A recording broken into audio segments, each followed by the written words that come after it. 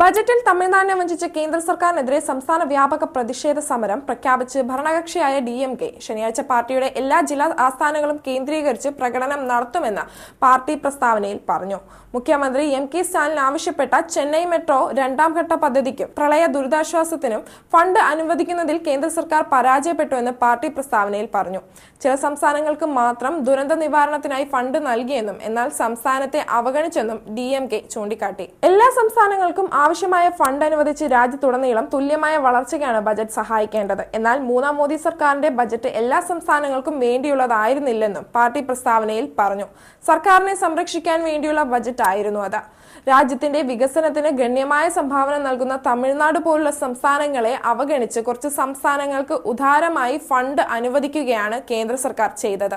BJP നേതൃത്വത്തിലുള്ള കേന്ദ്ര സർക്കാരിന്റെ രണ്ടാനമ്മ സമീപനത്തെ അപലപിച്ചാണ് പ്രതിഷേധം പ്രഖ്യാപിച്ചിരിക്കുന്നതെന്നും പ്രസ്താവനയിൽ പറഞ്ഞു.